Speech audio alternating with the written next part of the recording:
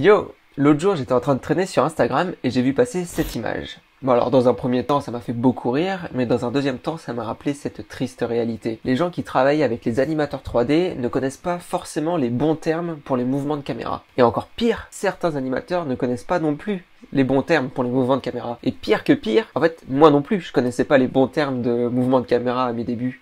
Donc aujourd'hui, on va rectifier le tir et on va causer caméra.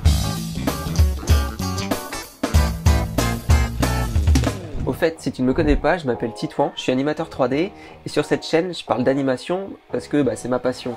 Donc si tu aimes mon contenu, tu peux me lâcher un petit pouce bleu et évidemment, si tu as envie d'en avoir un peu plus, tu peux t'abonner et activer la cloche. Alors, les caméras. Bon alors, pour commencer, la plupart des gens connaissent le terme travelling. Alors on va commencer par celui-ci parce qu'il est utilisé à tort et à travers. Donc pour commencer, un travelling, c'est ça.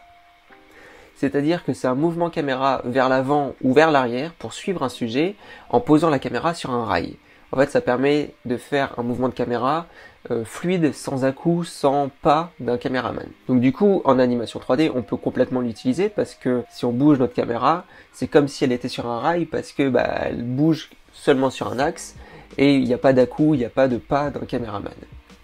Mais on peut aussi utiliser le terme dolly, alors ça vient de l'anglais. En fait, tous les termes de mouvement de caméra viennent de l'anglais, parce que dans la 3D, la plupart des termes techniques sont anglais. Pourquoi, je ne sais pas, mais voilà, c'est un fait. Donc on peut utiliser le terme dolly, et c'est même ce que je te conseille d'utiliser. Il est un petit peu plus répandu, et en plus, certains des leads, certains des superviseurs avec qui tu vas travailler vont eux vouloir l'utiliser parce que c'est un petit peu plus correct entre guillemets. Mais voilà, tu peux utiliser travelling, tout le monde va comprendre, ou dolly. Mais qu'on soit bien d'accord, c'est simplement un mouvement de caméra vers l'avant ou vers l'arrière. Ensuite, on va rester sur les mouvements de caméra dans l'espace, cette fois pas en avant et en arrière, mais sur les côtés. Là, ça va s'appeler truck ou track. Parce que un autre problème aussi avec les noms des mouvements de caméra, c'est qu'il y en a plusieurs pour un seul mouvement. Le plus souvent, on va utiliser truck, donc c'est ce que je te conseille d'utiliser. Donc c'est un mouvement de gauche à droite, en gros sur les côtés. Ensuite, le dernier mouvement dans l'espace, ça va être de haut en bas. Donc celui-ci, il s'appelle boom. Mais il peut aussi s'appeler jib ou pédestal. En fait, ça vient des mouvements de caméra dans la réalité, ça vient du matériel disponible pour faire certaines actions. Donc le pédestal, par exemple, c'est un outil qui permet de monter sa caméra sans faire d'à-coups et que ce soit le plus lisse possible dans le mouvement. Voilà pour ce qui est des mouvements de caméra dans l'espace. Mais bon, tu auras beau apprendre tous ces termes par cœur, en fait tu vas toujours tomber sur des gens qui ne les connaissent pas, donc ils vont simplement te dire monte ta caméra, descends là, avance, recule, voilà. Mais si tu veux être le plus pro possible et avoir les bons termes, c'est cela. Ensuite, on va pouvoir parler des mouvements de caméra pas dans l'espace, mais sur elle-même. Le premier mouvement, ça va être le plus simple à retenir, c'est le pan. Donc c'est de gauche à droite. Pan, en fait, ça vient de panorama. Donc, comme quand tu fais un panorama avec ton portable, tu tournes sur toi-même, la caméra, c'est exactement pareil. Donc le pan, c'est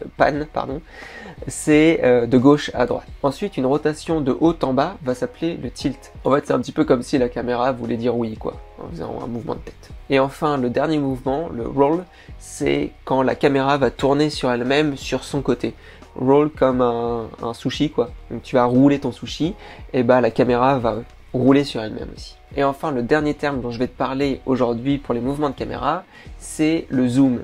Alors le zoom, beaucoup de personnes l'utilisent à tort. Par exemple, quand on va avancer la caméra, c'est pas un zoom, c'est toujours un travelling ou un dolly.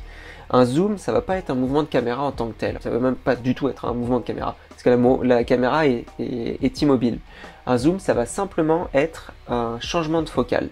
Donc après, ça c'est des termes un petit peu dans la photographie, mais chaque caméra a un objectif et cet objectif a une focale plus ou moins grande. Donc quand tu penses à un fisheye, par exemple les caméras GoPro ont une grande focale. On voit énormément de choses, donc la focale est très grande. Mais tu as dû voir aussi des objectifs de photographes animaliers ou de photographes de football, par exemple les caméramans au football, ils ont des objectifs qui sont énormes et en fait ça permet de voir très loin. Et ça, la focale est toute petite pour voir un maximum de choses très loin. Donc voilà, un zoom, c'est un changement de focale. Donc plus tu vas ouvrir ta focale, plus tu vas dézoomer, parce que tu vas voir plus de choses. Et plus tu vas vouloir zoomer, tu vas rétrécir ta focale, et tu vas pouvoir te concentrer sur des choses qui sont un petit peu plus loin, donc tu vas zoomer et fermer ta focale. Voilà, c'était une petite vidéo pour te parler des termes à utiliser pour les mouvements de caméra, et pas que, pour le zoom.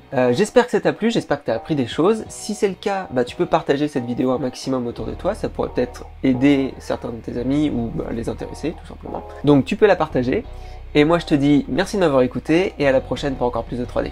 Salut!